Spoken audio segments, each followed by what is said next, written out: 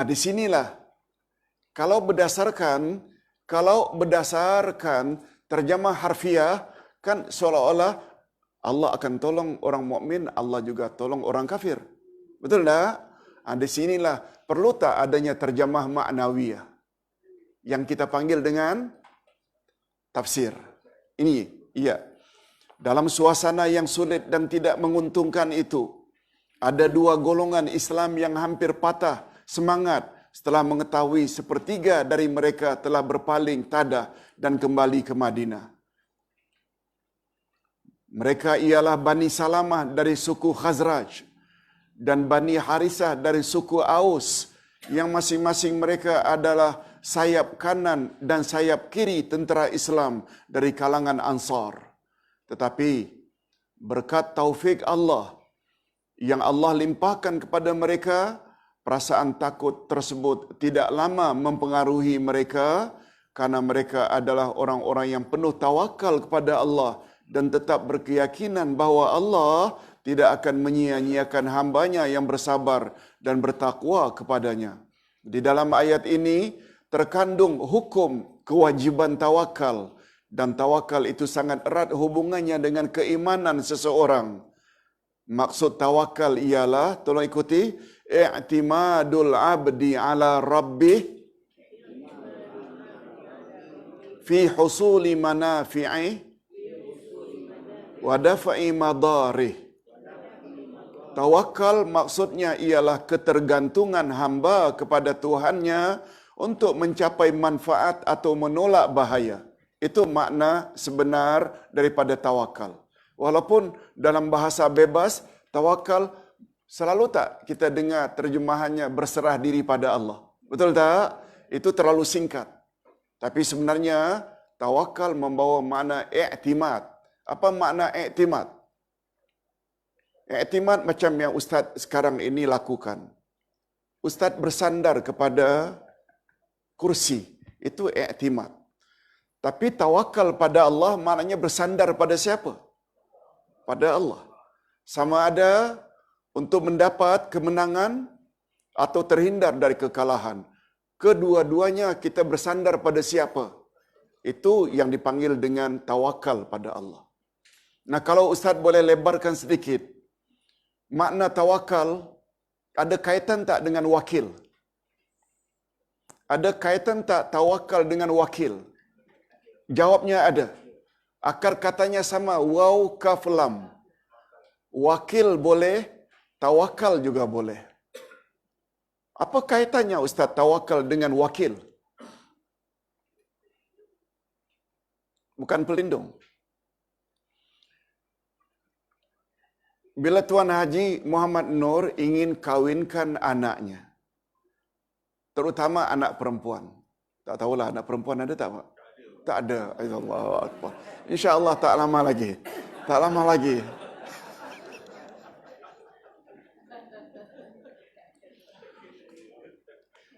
Bila pihak laki-laki datang yang akan meminang anak Haji Muhammad Nur yang perempuan yang akan datang, insya-Allah.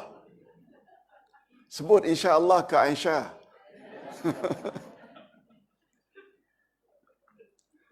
Siti Sarah dapat anak keduanya Ishak umurnya 90 tahun. Ya, ke Aisyah baru paling-paling 60 tahun. Ketika datang rombongan lelaki meminang anak perempuan Pak Haji Muhammad Nur, bukan Pak Haji Muhammad Nur yang akan bercakap. Betul tak wakilnya? Muhammad Nur akan cari wakil yang lancar bercakap atau gagap.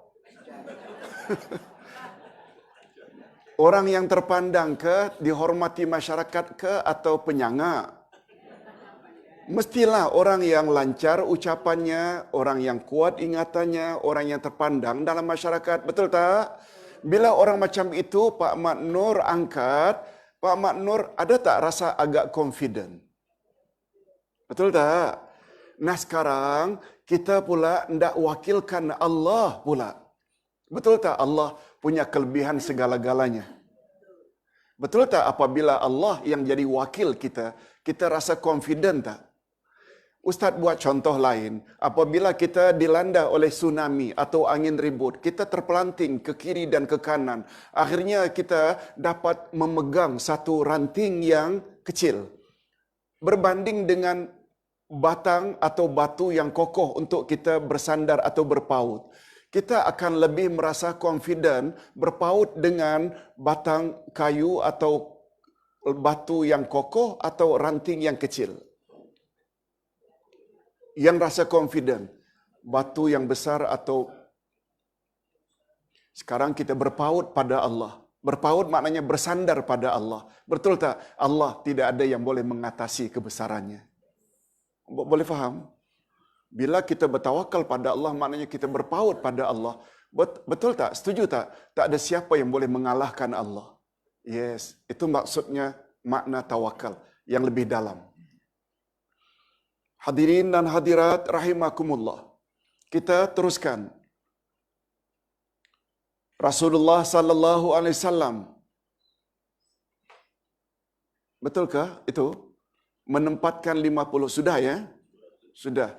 Sekarang muka surat 65 ke? Oh, sudah. Ayat bawahnya. Sungguh Allah telah menolong kamu dalam peperangan Badar. Padahal kamu adalah ketika itu orang-orang yang lemah. Karena itu bertakwalah kepada Allah supaya kamu mensyukurinya. Di dalam ayat ini Allah mengingatkan tentera Islam tentang peristiwa perang Badar. Walaupun ketika itu jumlah mereka sedikit dan serba kekurangan, namun berkat ketabahan dan kekuatan iman, mereka dapat menumpaskan musuh dan membunuh pembesar Quraisy. Peringatan ini bertujuan untuk menambah kekuatan jiwa dan ketabahan dalam menghadapi segala bahaya dan kesulitan. Hadirin dan hadirat, dalam perang Badar, umat Islam menang tak? Ada tak pembesar Quraisy yang dibunuh dalam perang Badar? Siapa namanya? Abu Jahal. Abu Jahal ke Abu Lahab? Abu Jahal. Mati dalam perang Badar. Betul tak Abu Jahal itu adalah musuh utama Rasulullah? Sehingga Rasulullah menggunakan istilah, tolong ikuti, Abu Jahlin Fir'aunu hadhil ummah. Abu Jahal itu adalah Fir'aun umat ini. Nah, dalam perang Badar, walaupun umat Islam jumlahnya hanya 300 lawan 1000, namun umat Islam dimenangkan oleh Allah karena Allah turunkan apa dari langit? Para malaikat beribu-ribu. Nah, hadirin dan hadirat, peringatan ini bertujuan untuk menambah kekuatan jiwa dan ketabahan dalam menghadapi segala bahaya dan kesulitan. Ayat di atas diakhiri dengan supaya kamu mensyukurinya. Maknanya supaya kamu tetap mentaatinya, yaitu mentaati Allah. Kita teruskan dengan ayat berikut. Ingatlah ketika kamu mengatakan kepada orang mukmin, apakah tidak cukup bagi kamu Allah membantu kamu dengan 3.000 malaikat yang diturunkan dari langit? Nah, Nabi Muhammad sallallahu alaihi wasallam disuruh oleh Allah agar mengatakan kepada orang beriman, tak cukupkah dengan 3.000 malaikat yang Allah turunkan dari langit? Ibnu Zaid meriwayatkan, ketika kaum muslimin melihat banyaknya tentera musyrikin dan kelengkapan persiapan mereka, mereka bertanya kepada Rasulullah, Ya Rasulullah, apakah dalam perang Uhud ini Allah tidak mau membantu kita sebagaimana Allah telah membantu kita dalam perang Badar? Sempena pertanyaan itulah maka turun ayat ini.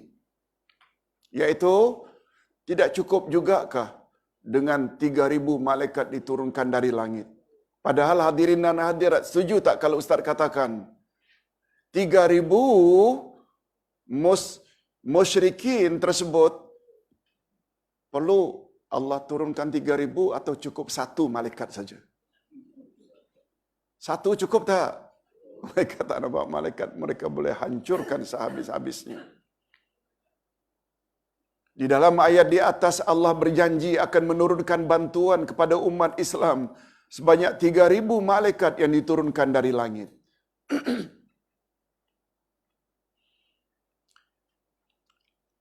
Lalu pada ayat berikutnya, ia bala adalah jawaban daripada pertanyaan Nabi, tidak cukupkah? Dulu kita ada sebut, dalam bahasa Arab, yes, bila pertanyaan itu dalam bentuk positif adalah na'am.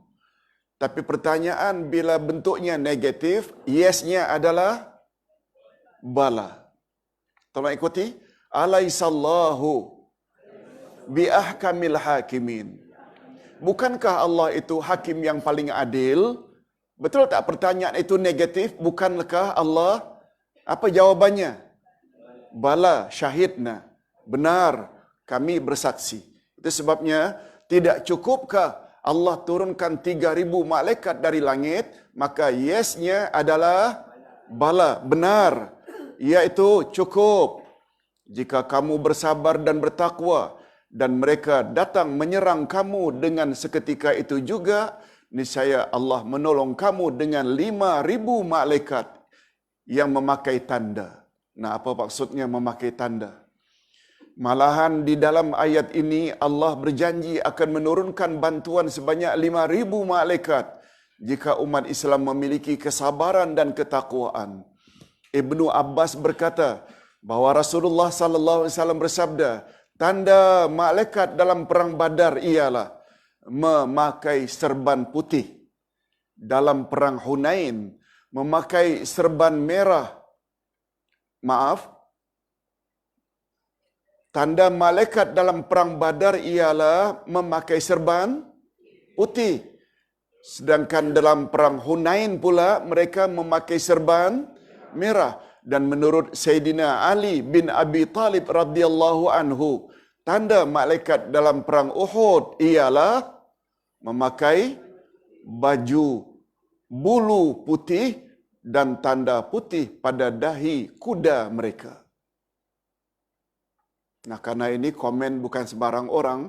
Betul tak Sayyidina Ali? Dalam Sayyidina Ali ikut serta dalam perang Badar, dalam perang Uhud? Ya, sudah tentu. Mereka dari kalangan muhajirin. Nah, firman Allah, jika kamu bersabar dan bertakwa, maknanya jika kamu tabah menghadapi musuh, walaupun jumlah mereka lebih besar, lebih banyak, dan persenjataan mereka lebih lengkap, dan kamu mematuhi perintahku.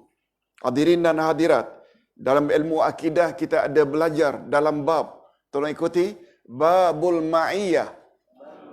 Apa makna babul ma'iyah? Bab kebersamaan kita dengan Allah. Ini tolong ingat-ingat balik, bab al-ma'iyah terbagi dua. Tolong ikuti, al-ma'iyatul ammah, al-ma'iyatul khasah. Ma'iyah am dan ma'iyah khas. Ma'iyah maknanya apa? Baru-baru ini kita ada tak menyebut ma'al hijrah? Bersama semangat hijrah. Jadi babul ma'iyah, bab kebersamaan. Cuma bab kebersamaan dalam ilmu akidah terbagi berapa tadi? Dua. Ada kebersamaan yang bersifat am. Ini membawa makna Allah mengetahui, Allah melihat, Allah mendengar, Allah berkuasa. Itu 4 yang terkandung dalam al-ma'iyatul ammah. Maknanya Allah bersama kepada semua makhluk. Dia Muslim ke dia kafir, Allah tahu tak? Allah lihat tak? Allah dengar tak? Allah berkuasa tak terhadap mereka? Tak kira dia Muslim atau kafir. Mengetahui, melihat, mendengar, berkuasa. Allah menurut keyakinan kita tahu apa yang Raja Salman buat sajakah, atau Allah juga tahu apa yang Donald Trump buat? Satu ke dua-dua? Dua-dua. Itu maknanya Allah bersama Raja Salman, Allah juga bersama Donald Trump, Allah bersama Obama. Dengan makna yang 4 tadi. Allah mengetahui, Allah melihat, Allah mendengar, dan Allah berkuasa. Al-Ma'iyatul Khasah ada tambahan satu lagi. Selain melihat, mendengar, mengetahui, berkuasa, Al-Ma'iyatul Khasah, Allah tambah satu lagi. Apa dia? Allah tolong. Allah bantu. Oleh sebab itu, Allah tolong, Allah bantu ini tidak pada semua orang. Allah tolong hanya pada orang-orang khas saja. Termasuk tak orang sabar adalah orang khas? Ada tak istilah innallaha ma'as sabirin? Ada tak istilah innallaha ma'al muttaqin? Allah bersama orang yang bertakwa, Allah sama orang yang sabar. Selain yang 4 tadi, Allah tahu, Allah melihat, Allah mendengar, Allah berkuasa, tapi Allah juga tolong. Itu sebabnya secara mudahnya bapa-bapa dan ibu-ibu ingin tak mendapat pertolongan Allah. Jadi sajalah orang khas itu antara lain sabar banyak, takwa tingkatkan. Termasuk tak orang yang ikhlas, termasuk tak orang yang berbuat ihsan. Semuanya ada. Innallaha la ma'al muhsinin. Semuanya membawa makna ma'iyah ammah atau ma'iyah khasah. Khas. Jadilah orang khas. Orang khas yang paling utama adalah para rasul. Betul tak? Termasuk tak Khulafaur Rasyidin, sahabat-sahabat Nabi. Okey. Itu sebabnya jika kamu bersabar dan kamu bertakwa, pasti Allah akan tolong kamu. Boleh faham maknanya? Maknanya orang sabar dan orang yang bertakwa termasuk al-ma'iyatul ammah atau khasah. Khasah. Hadirin dan hadirat rahimakumullah. Kita teruskan dengan ayat berikut. Dan Allah tidak menjadikan pemberian bala bantuan itu melainkan sebagai khabar gembira bagi kemenanganmu dan agar tenteram hatimu karenanya, dan kemenanganmu itu hanyalah dari Allah yang Maha Perkasa lagi Maha Bijaksana. Hadirin dan hadirat, sebenarnya kemenangan sesuatu perjuangan banyak ditentukan oleh kuantiti bilangan tentera atau kecanggihan senjata, atau ketentuan kemenangan itu sangat terletak di tangan Allah.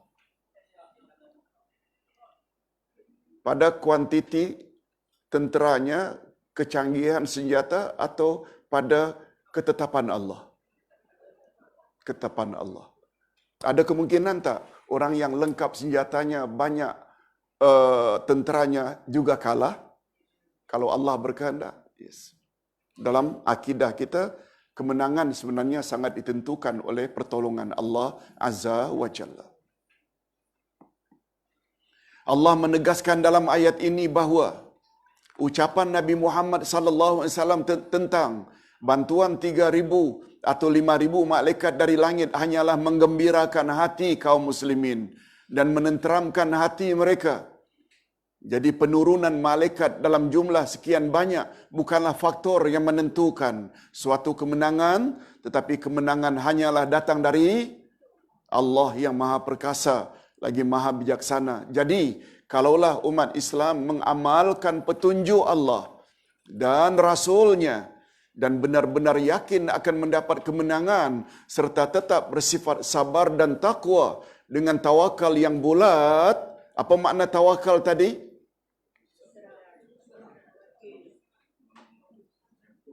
Betul, berserah, tapi dengan makna apa tadi? Bersandar pada Allah, berpaut pada Allah.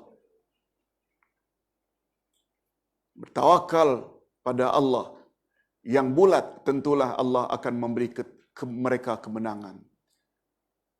Hadirin dan hadirat, ini termasuk tak janji Allah? Bila kamu bertakwa, kamu bersabar, Allah akan tolong, termasuk janji tak? Dan Allah pernah tak mungkir janji? Innallaha la yukhliful mi'ad. Allah tak pernah mungkir janji. Ayat itu sangat familiar bagi orang yang biasa tahajud dan witir. Ada kaitan tak? ayat itu dengan ayat 10 terakhir dalam surat Ali Imran? Ada tak? Innallaha la yukhliful mi'ad. Allah tak pernah mungkir janji. Tetapi sayangnya dalam perang Uhud ini tidak terdapat kebulatan tekad dan tidak terdapat kepatuhan kepada perintah kecuali pada permulaan pertempuran sahaja. Hal ini terbukti dengan timbulnya keraguan-raguan dalam hati dua golongan muslimin dan turunnya pasukan pemanah yang diperintahkan supaya tidak meninggalkan tempat mereka. Inilah sebabnya kekalahan kaum muslimin pada perang Uhud.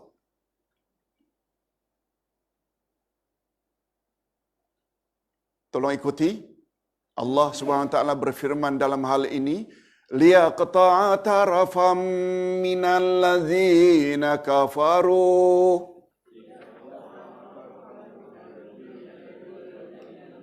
au yakbitahum fayanqalibu khaibin.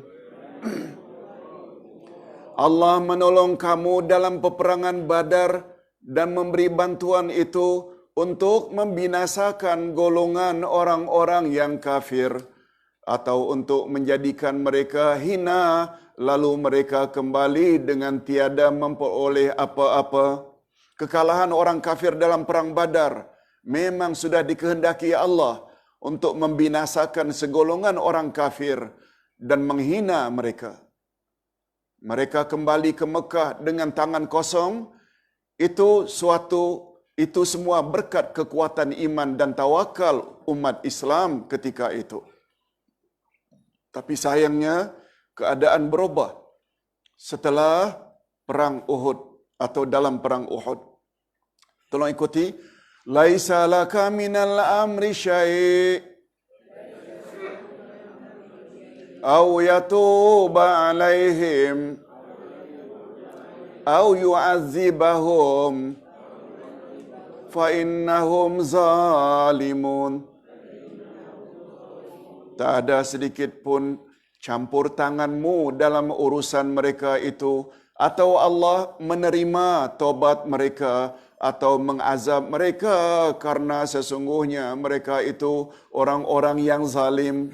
Maksudnya, diriwayatkan bahawa setelah kekalahan dalam perang Uhud, Rasulullah sallallahu alaihi wasallam berdoa pada rakaat kedua salat subuhnya, yakni setelah membaca Sami Allahu liman hamidah, Rabbana lakal hamd, lalu baginda menyambung, ya Allah, laknatkanlah Abu Sufyan, laknatkanlah Al-Harith bin Hisham, laknatkanlah Suhail bin Amru, dan laknatkanlah Safwan bin Umayyah.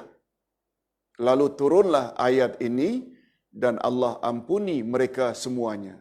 Lalu turunlah ayat ini dan Allah ampuni mereka semuanya. Allah menegaskan di dalam ayat ini bahawa Dia berkuasa untuk memberi ampunan kepada mereka dan sebaliknya menyiksa mereka yang zalim. Ustaz ulang. Setelah kekalahan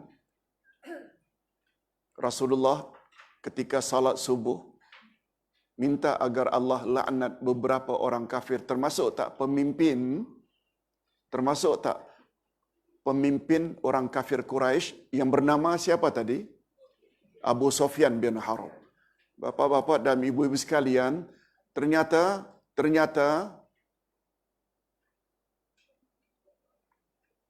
Allah berita hidayah kepada Abu Sufyan sehingga memeluk Islam. Malah lebih daripada isterinya yang bernama Hindun, kan, sampai ke peringkat makan siapa? Makan hati uncle-nya Rasul yang bernama Hamzah. Masuk Islam tak? Masuk Islam. Masih ingat tak ibu-ibu cerita Hindun? Ingat tak? Apa dia? Apa dia? Bukan makan saja. Cerita ini ibu-ibu jangan lupa. Hindun yang tanya, ya Rasulullah, boleh tak aku ambil Ya Rasulullah, Abu Sufyan suamiku bila balik maunya makan saja. Duit dapur tak dibagi, kedekutnya na'udzubillah. Boleh tak aku ambil saja duitnya tanpa pengetahuannya? Nah, yang itu tu ingat. Jangan lupa yang itu tu. Tapi ini bapa-bapa ni, para suami semuanya pemurah belaka. Alhamdulillah. Ingat ya, hanya boleh ambil tu terhadap suami yang kedekut. Itu Rasulullah sallallahu alaihi wasallam marahi Hindun tak? Marahi Hindun tak yang tanya? Tidak. Nabi hanya cakap, ambillah secukupnya.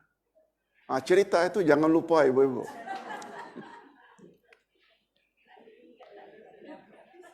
Ringkasnya, suami isteri Abu Sufyan bin Harb dan Hindun itu masuk Islam tak? Yes, walaupun Nabi minta agar dilaknat dan dikutuk. Okey, kita sampai ke ayat yang terakhir.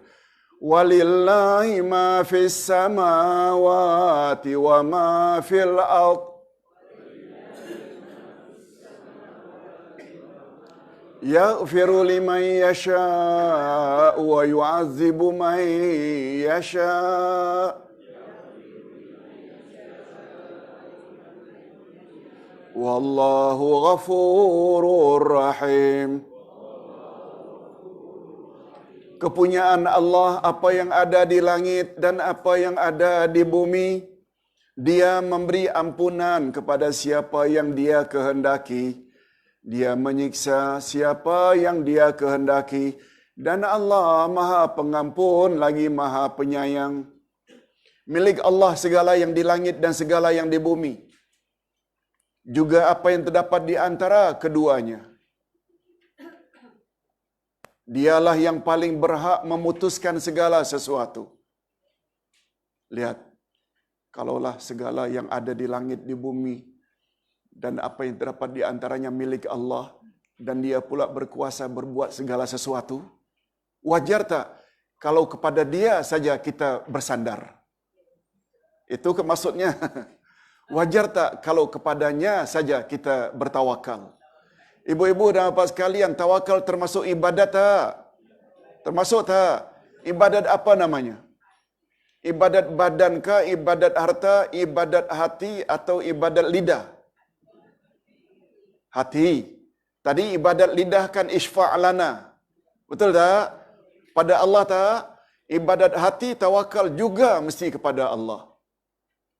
Itu sebabnya isteri, bila suami meninggal dunia yang selama ini menyara hidup kita, bila meninggal dunia jangan meratap, ya Allah macam mana kami tidak teruskan hidup ini, orang yang selama ini menyara kami dah meninggal dunia, lalu meratap. Haram tak? Bukan maknanya tak boleh sedih, sekedar menangis boleh tak? Itu adalah fitrah.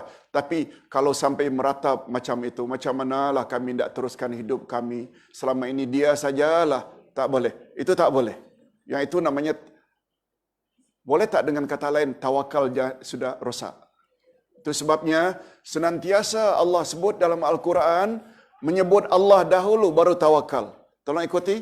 Wa 'alallahi falyatawakkalil mu'minun.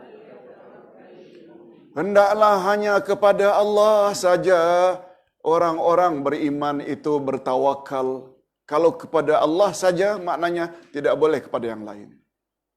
Boleh tak dengan kata lain, suami atau bos kita, mereka sekedar penyalur saja sebenarnya. Bukan pada mereka sumber rezeki. Hadirin dan hadirat, Dia berhak mengampuni dan menerima taubat hambanya. Dia berhak menyiksa karena Dia maha mengetahui siapa di antara hambanya yang patut mendapat siksaan di dunia dan di akhirat. Allah maha pengampun lagi maha penyayang. Mudah-mudahan ada manfaatnya. Ada satu pertanyaan untuk sesi pertama tadi. Ustaz, adakah berdakwah itu mesti lemah lembut sepanjang masa? Jawabnya tidak. Jawabnya tidak. Tadi kita ada sebut, apabila kita menyampaikan kebenaran, lalu orang yang disampaikan tidak mau terima kebenaran, malah buat sebaliknya, Boleh tak kita agak tegas dan memarahinya? Boleh tak? Betul, dalam penyampaian lembutlah. Tetapi apabila ajaran kita tidak diikuti, malah kita pula dituduh yang bukan-bukan. Boleh tak kita dalam hal ini bertegas? Boleh tak? Boleh tak kita dalam hal ini memarahinya? Malah boleh tak dalam hal ini kita bawa ke mahkamah? Boleh? Boleh. Itu maknanya bukan lemah lembut lagi. Sebab dia sudahlah kebenaran yang kita sampaikan, dia lain tafsirkan, malah kita dituduh yang bukan-bukan. Itu sebabnya ada beberapa ajaran sunnah. Untuk pengetahuan, kita An-Nida. Pernah dengar nama An-Nida? Pernah oleh ustaz-ustaz tertentu bawa ke mahkamah. Okey, kita lawan sebagaimana yang terjadi. Alhamdulillah kita menang. Itu kan bukan maknanya lembut lagi. Dengan kata lain, ringkasnya senang saja. Ringkasnya senang saja. Ada tak istilahnya kita hendaklah berdakwah dengan adil? Ada tak? Adil dan hak dua yang tak dapat dipisahkan. Bila hak itu mesti adil. Dan apa makna adil? Apa makna adil? Meletakkan sesuatu pada tempatnya. Bila orang yang kita ajak itu mau menerima dengan baik, lemah lembutlah. Tapi bila kebenaran yang kita sampaikan dilawan dengan kekerasan, kita masih berlemah lembut kah? Tak. Kita juga mesti dengan cara yang keras. Itu maksud Ustaz. Maknanya bukanlah dakwah itu senantiasa. Pernah tak di zaman Rasul, orang yang menentang ajaran Rasul, Rasul tidak tegur, tidak jawab salamnya? Ada tak? Ada tak di zaman Rasul, seorang sahabat yang degil dengan ajaran Rasul, sampai ke peringkat Rasul tidak jawab salamnya? Ada tak? Padahal menjawab salam kan wajib. Itu sedikit gambaran bahwa rukun dakwah tadi ada berapa? 4. Bukan hanya juru dakwah, audience, topik, tapi juga uslub. Uslub maknanya metodologi. Yang begini lawannya begini, yang begini dia berbagai. Ustaz kira cukup sampai di sini dulu. Assalamualaikum warahmatullahi wabarakatuh. Assalamualaikum warahmatullahi wabarakatuh. Para jemaah dirahmati Allah, insyaAllah jumpa Ustaz pada hari Sabtu depan ya. Dan kita buat 2 subjek juga lah Ustaz, pasal sebab Ustaz Zazan tak boleh hadir dalam bulan ini ya. Jadi kita buat 2 juga. InsyaAllah bulan minggu depan ni tafsir juzuk amma. Ya, InsyaAllah ya. Dan esok 8.30 pagi ya Ustaz Basit ya. Jadi harap besok para jemaah hadir 8.30 pagi, datang awal sikit untuk sempat bersarapan di belakang sana ya, iaitu roti canai insyaAllah besok ya. Satu lagi, hari ini tadi buku surah Ali Imran buku 4 ya, jilid 4. Jadi ada yang tanya ya, buku wakaf dah habis, dah lama habis dah jilid 4 ni ya, pasal dah lama mula, dah nak habis pun jilid 4 ni, tak lama lagi ya.